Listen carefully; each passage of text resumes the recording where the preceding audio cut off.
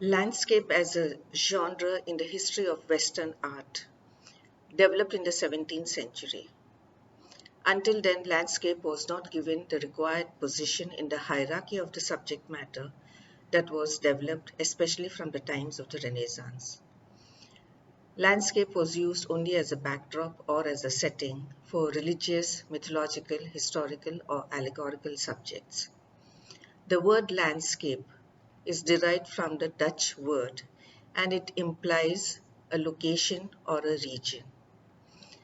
Landscape painting as a subject in art comprises of using natural forms as it appears in nature in the sense of mountains, rivers, sky, trees, farmlands, etc. The artist makes use of these natural forms and engages with it to create works of art or the landscape art according to his needs and requirements. There are artists who will reproduce what they see in front of them in an exactly the same manner as it is perceived by the eye, while there are artists who will explore the various aesthetics through through line, color, and textures to create moods and emotions from nature. In this respect, landscape art develops for a particular use by the artist and has remained over the centuries a favored and a privileged subject matter which the artists have painted with great verve, vitality, and interest. The earliest, historically looking at it, the earliest landscape paintings were to be found around 1675 in the frescoes at Akrotiri on the island of Santorini in Greece. One is a river landscape and it shows palms and various other forms from nature, flora especially, which has been represented in this particular fresco. Another fresco too found from the same region and it is known as springtime frescoes or the lilies has a very delicate representation of the lilies which are painted on the walls. Fortunately, these frescoes have been well preserved as they were preserved under the volcanic ashes and it was discovered only in 1600 and today they are to be found in the archaeological museum in Athens in Greece. Romans also were famous for painting their walls, particularly in their villas, and many landscape paintings have also emerged from there, particularly from Pompeii, which, like Akrotiri, was also buried under the ashes. One particular landscape, which has been discovered in the house of a nobleman, has a representation of Polyphemus and Galatea. Galatea is seated within a shell, and Polyphemus is seen on the rocks, and there's a representation of a rocky outcrop where there are also animals like the goats which are seen either standing or seated, and beyond that is a representation of the waters where a ship is anchored. So all of these gives a clue that landscape did play an important part in the lives of early civilizations and it has been rendered, particularly both these paintings at Akrotiri as well as in the Roman villas have been represented to show the third dimension of space. And this has been done in an intuitive manner because laws of perspective would develop only during the Renaissance. The earliest uh, autonomous landscape painted was in the 16th century and it was by a German artist Albrecht Altdorfer who had painted the Danube Valley. And this was followed by Peter Bruegel, the Flemish artist who painted the 4 seasons of the year and the 12 months, which was a commissioned work given by an Antwerp merchant. And of these, only the 5 survive. So Peter Bruegel, in many respects, becomes a pioneer artist who created the first autonomous series of landscapes where the natural beauty for its own sake and the picturesqueness of it was created by him, giving a status that was equal either to a religious or a historical paintings. Since the hierarchy was established, it was becoming very difficult to break away from it, especially in Italy. But in but outside Italy, in other countries of Europe, the possibility of developing and presenting landscape was made possible because they were all commissioned works. Artists have also perceived nature as they saw it in front of them and represented it very realistically, almost to the point that it appears photographic. And these artists take a delight in rendering nature as they see it, and it is their dexterity and their artistic skill which enables them to create such pieces of realistic landscapes. At the same time, artists have also created emotions and moods by engaging with landscapes, articulating nature, whereby light has played a very important role. For instance, Rembrandt's very famous etching of the three trees, where he shows a landscape with the light pouring down from the sky after the clouds have cleared. And the three trees remain a testimony to this drama which is always played out in the sky.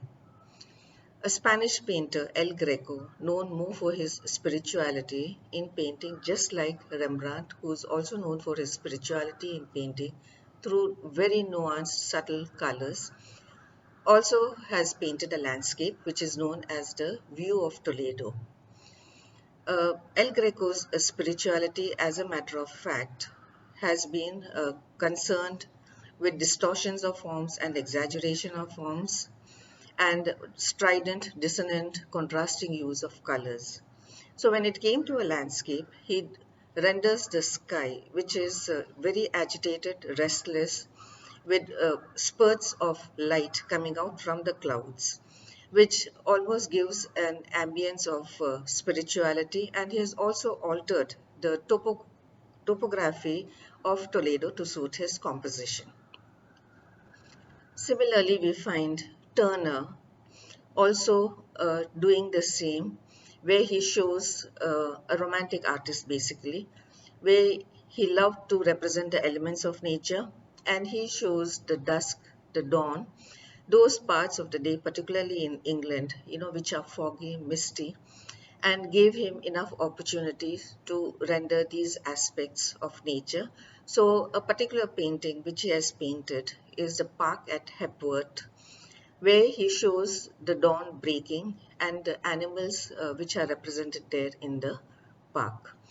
American artists of the 19th century have also done the same, and they have painted their landscapes, particularly the various canyons and with their rocky outcrops, particularly in the evening, at dusk or at dawn, where a real drama of the nature is played out on these outcrops, making it emotionally soul touching and interestingly very beautiful and picturesque. Claude Lorraine, an 18th century French artist, made use of the landscape for his historical settings, in which we find that landscape predominates and history subject is only incidental.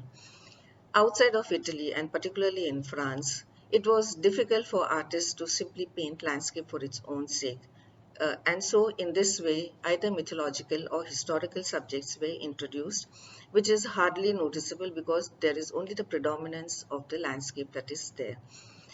Also, Claude Lorraine is famous for having painted the four parts of the day, from the dawn, midday, evening, dusk, as well as the night. Moving over from the Western art history and coming towards the East, Indian miniatures are famous for its representation of nature. But representation of nature not for its own independent uh, sake in the way nature presents itself, but rather they become as metaphors, or there is always an allusion to nature. So a painting of Radha in a grove, which belongs to the Kangra school of the Pahari region, shows Radha and Krishna in a grove, and they're surrounded by trees as well as there's a river which is flowing by. And it is here that one sees the element of love in union as Krishna clasps Radha in an embrace. And this is reflected in nature in the way the creepers entwine around the trees, the lotuses which are blooming in the water, the swirling eddies that shows the restlessness of love in union.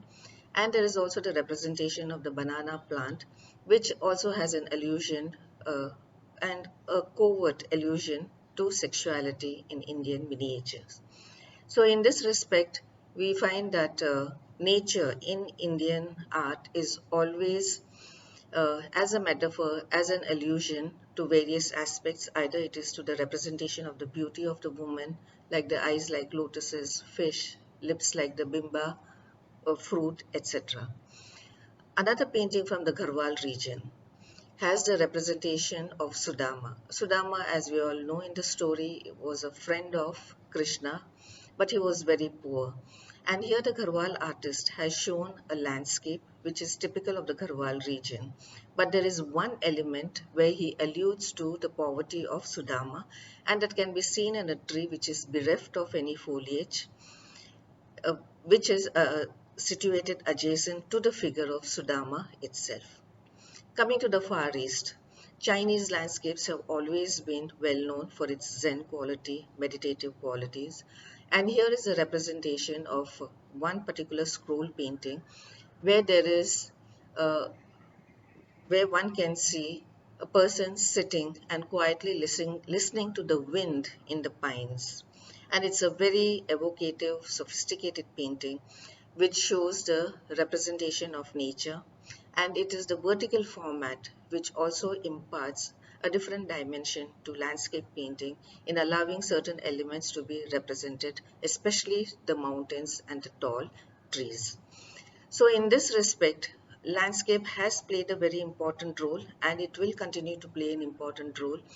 And in a way, it has sustained the artists over the centuries, moving from being a backdrop to becoming an independent autonomous subject in the 18th, in the 17th century, when the Dutch developed it because of their Protestant religion, and they had the freedom of doing it.